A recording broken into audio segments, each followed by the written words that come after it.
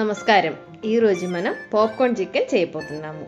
చాలా ఈజీగా ఏ కష్టాలు లేకుండా పిల్లలకి చాలా ఇష్టమయ్యే ఒక స్నాక్ ఐటెం చాలా సింపుల్గా ఎలా చేయాలో చూద్దాం. నేను Divya, welcome back to Orange channel.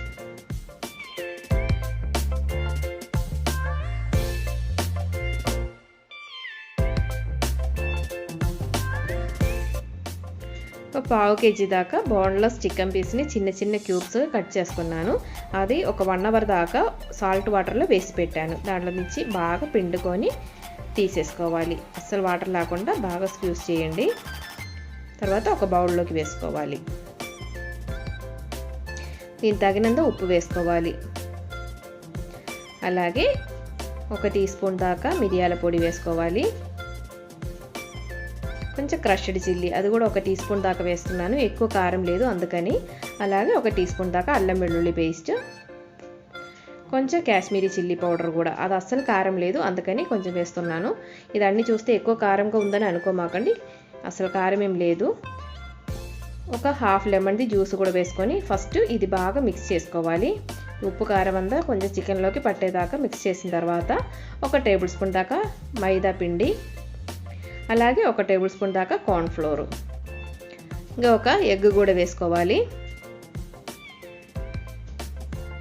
ఇవి బాగా మిక్స్ చేసుకొని ప్రెస్ చేయడానికి బయట పెడితే 1 or 2 అవర్స్ పెట్టుకోవాలి. ఫ్రిడ్జ్లో అయితే ఒక 6 అవర్స్ దాకా పెట్టుకోవచ్చు.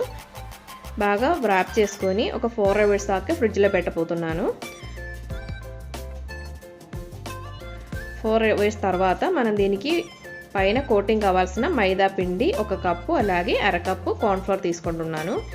ఇవి ఏమీ లేకపోతే మనకి ఓట్స్తో కోట్ చేసుకోవచ్చు, లేకపోతే బ్రెడ్ క్రమ్స్ తీసుకోవచ్చు. ఈ పిండి కావాల్సిన ఉప్పు వేస్తున్నాను. అలాగే కొంచెం కాశ్మీరీ చిల్లీ కూడా కొంచెం కలర్ కోసం వేస్తున్నాను. అది కారం ఏం లేదు అందుకని అది మిక్స్ చేస్తున్నాను. అలాగే 1 పావు టీ స్పూన్ దాకా సోడా ఉప్పు కూడా వేసుకోవాలి. అది కూడా బాగా మిక్స్ చేసిన తర్వాత ఈ పిండి పక్కన పెట్టేసి మన చికెన్ బయట తీస్తున్నాను. ఇది బాగా ఒకసారి మిక్స్ చేసిన తర్వాత ఒక్కొక్క పీస్ని తీసుకొని ఈ పిండిలో బాగా కోట్ చేయాలి. కోట్ చేసేటప్పుడు బాగా ప్రెస్ చేసి లోపల ఉండ వాటర్ అంతా బయటకు వచ్చేటట్టు పిండి బాగా కోట్ అయ్యేదాకా ప్రెస్ చేసుకోవాలి. ఇలాగా ప్రెస్ చేసి ఆ వాటర్ని పిండి అంతా అబ్సర్వ్ చేసిన తర్వాత బాగా ఇలా షేక్ చేసుకోవాలి. అలా షేక్ చేసేటప్పుడే మనకి స్కేల్స్ లాగా వచ్చేది. తర్వాత ఆయిల్ని బాయిల్ చేయడానికి స్టవ్ మీద పెట్టిన తర్వాత ఒక బౌల్లో కొంచెం కూల్గా ఉండే వాటర్ తీసుకోవాలి. ఇప్పుడు ఇలా మనం ఫస్ట్ కోటింగ్ చేసి పెట్టిన ఒక్కొక్క చికెన్ పీస్ని ఇలా తీసుకొని ఆ కూల్గా ఉండే వాటర్లో ఒక్కసారి డిప్ చేసిన తర్వాత మళ్ళీ ఆ పిండిలోనే కోట్ చేసుకోవాలి. ఎక్స్ట్రాగా ఉండే పిండిని అలా దులిపేసి తీసుకొని డైరెక్ట్గా ఆయిల్లోకి వేసేయడమే.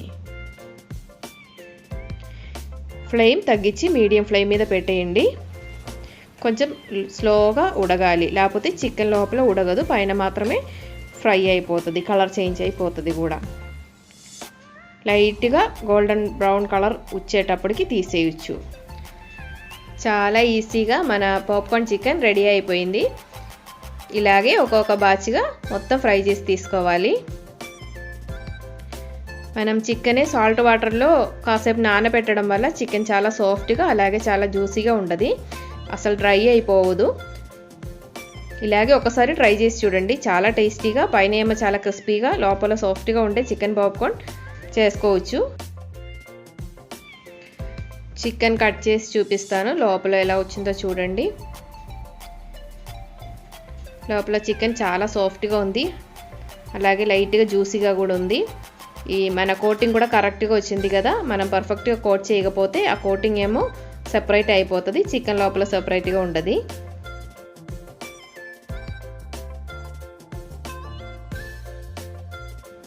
అందరూ ఇలాగే ఒక్కసారి ట్రై చేసి చూడండి, చాలా టేస్టీగా ఉంటుంది. అందరూ హెల్తీగా ఉండండి, హ్యాపీగా ఉండండి. Thanks for watching Orange News. Bye bye.